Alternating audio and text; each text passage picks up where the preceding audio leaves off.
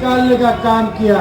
मगर साथियों, ये चुनाव चौटाला साहब को बता सकता है कि जो सेनापति को चौटाला साहब ने चुनने का काम किया था वो तोप तलवारों वाला तो हो सकता है, पर प्रजा की चिंता करने वाला नहीं हो सकता। साथियों, आज बताना पड़ेगा आपको वोट की ताकत से चौटाला साहब को कि आपने जिस सेनापति को चुनने का काम किया था उसने किसी की सुनी नहीं और कोई सलाह देने का काम किया, उस सलाह को लेकर नहीं, अपनी मनमर्जी से संगठन को।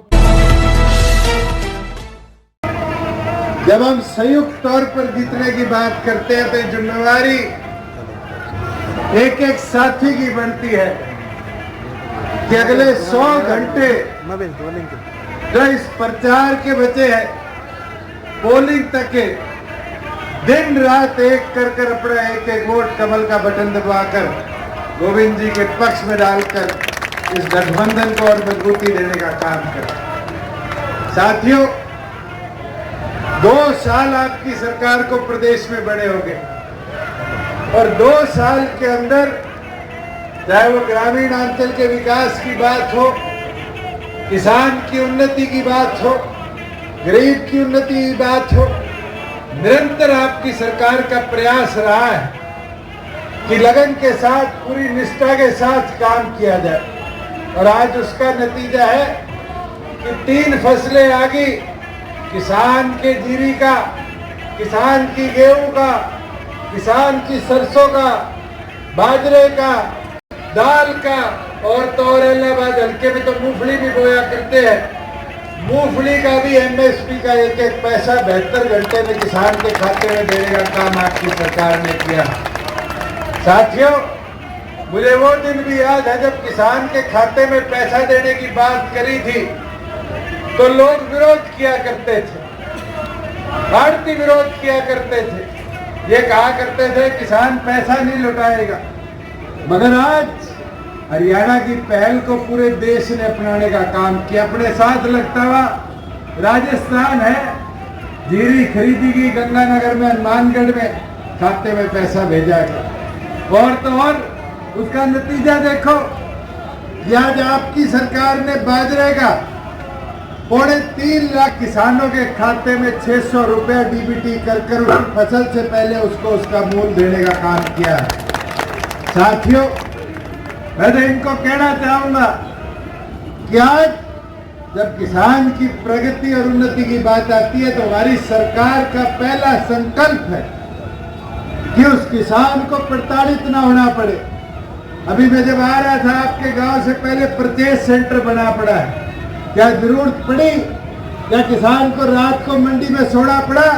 ये व्यवस्था आपकी सरकार ने बनाई कि किसान को समाचार कर जिस दिन बुलाया जाता है घंटों के अंदर उसकी फसल को खरीद कर आपकी सरकार उसको पूरा उसका मूल देने का काम करती है।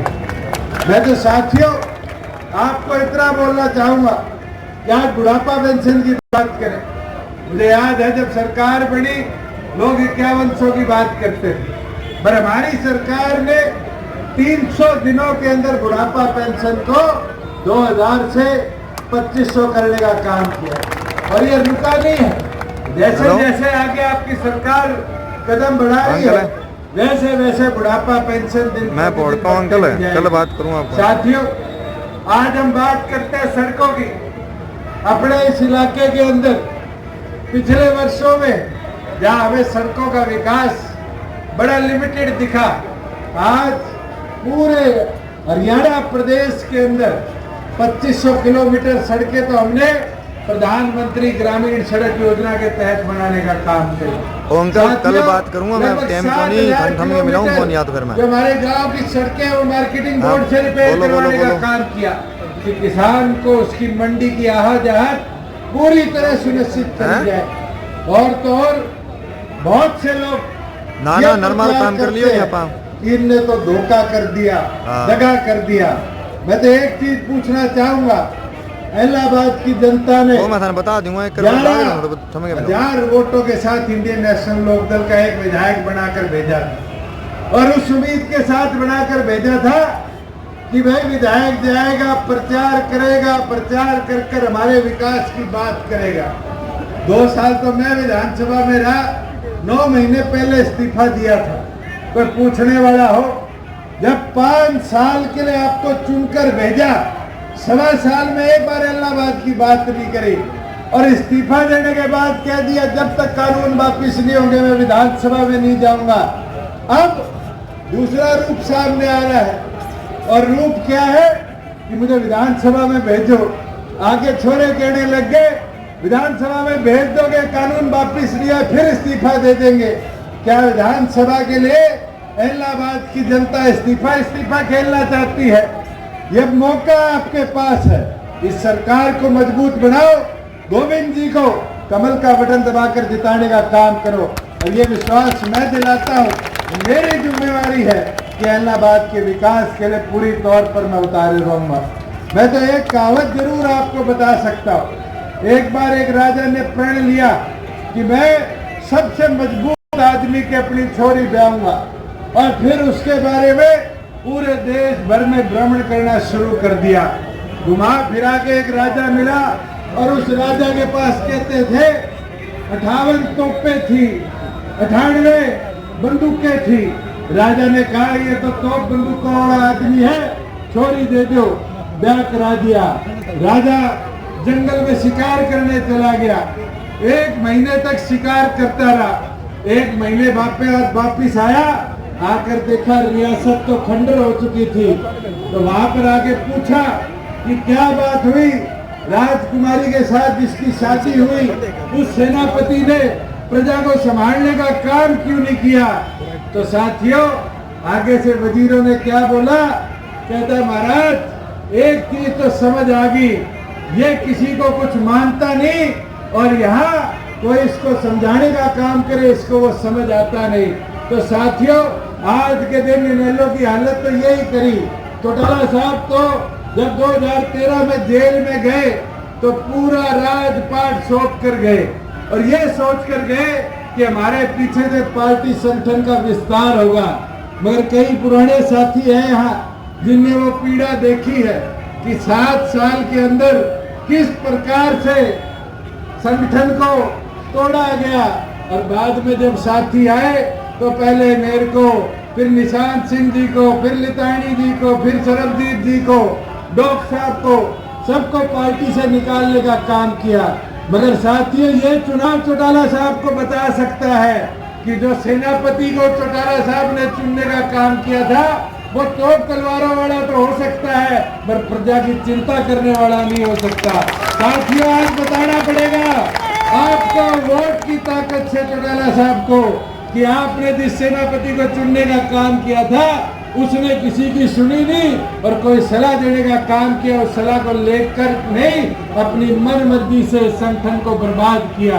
मैं तो आपको एक चीज जरूर बताना चाहूंगा कि हमने दिन रात 2 साल में इस प्रदेश की उन्नति और विकास के लिए काम किया है और हमारा प्रयास रहा है कि ग्रामीण अंचल और सशक्त हो और मजबूत हो। और अगर आप चाहते हो कि इलाहाबाद का आधा इलाका जो स्वयं प्रभावित है वहाँ खेती लायक व्यवस्था बनाई जाए, आधे गांव जहाँ आज पानी की किल्लत है वहाँ पानी पूरी मात्रा में पहुँचाया जाए, तो आपको अपना एक कीमती वोट पूरी मेहनत और लगन के साथ गोविंद जी को देकर उनको विधानसभा में चुनकर अपना नुमाइंदा बनाना पड़ेगा। चुनकर गोविंद जी को भेजो, जिम्मेवारी मेरी है। साथियों विधानसभा के माध्यम से भी आपके कामों को करवाने का काम मैं करूंगा। ये सोच लियो गोविंद जी को चुनाव को नहीं, वो चुनाव मेरो है और थे दुष्यंत बन गई चुनाव में लड़ना है। मैं तो कहने यही चीज बोलना आयो कि अब थारी जिम्मेवारी है कि आज उस सारा मैदान में उतर जाओ, पूरी मेहनत लगन लग दो। लोग तो विरोध करता रहेगा, लोगों की तो आदत होगी है, 1 साल तो मैंने देखते हो गए। ये बात है कानून वापिस कर लो। कौन सा है बेरो को नहीं, कानून में है कौन बेरो को नहीं, के चलेगा बेरो को नहीं। ई बारी एक चीज बताओ थाने मेरे कहने बारी बारी नायब जी को फोन आयो कि जी मंडिया में जीरी यूपी वाली खोल दो, पंजाब वाली खोल दो। नए कानून में तो मंडिया खुलेगी मगर खुद पंगो लेके पुरानो कानून लागू रख दियो और पुराने कानून मंडिया में आवाजाही बंद होगी। अपना आधा साथ लगता हुआ आरती आज के दिन मारा गया। साथियों आड़ती है पैसा इकट्ठा करके दिया, कहता घूमता कि वो तो कालो कानून मंडिया में बंद लगा देगो। तो एक साल में एक मंडी के तालों लगे हो तो बताओ। आज तो धरातल चाले है, मंडी को नहीं चाले है। पहले वो बेहतर चाले और पहले वो अच्छी तरह प्रोक्योरमेंट प्रदेश में हुआ है। मैं तो आज थारू एक ही रिक्वेस्ट करूं, ये समझने की बात है। लोग कई अठे खराब माहौल करे पर माहौल खराब है को नहीं होने देना। मजबूती डट के लड़ाई लड़नी है। बूथ संभालने और थे, बूथ संभाल गया 30 तारीख ने, तो 2 तारीख ने गोविंद जी ने मैं विधानसभा के अंदर सदस्य इलाहाबाद में देखा। कर दोगे तो नहीं करो? कर दोगे, कर दोगे, विश्वास दिलाओ, कर दोगे।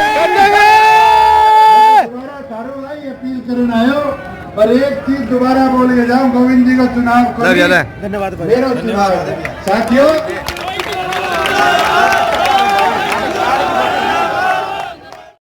राष्ट्र निर्माण की जानकारी के लिए ग्राउंड मीडिया चैनल को सब्सक्राइब करें और शेयर करें।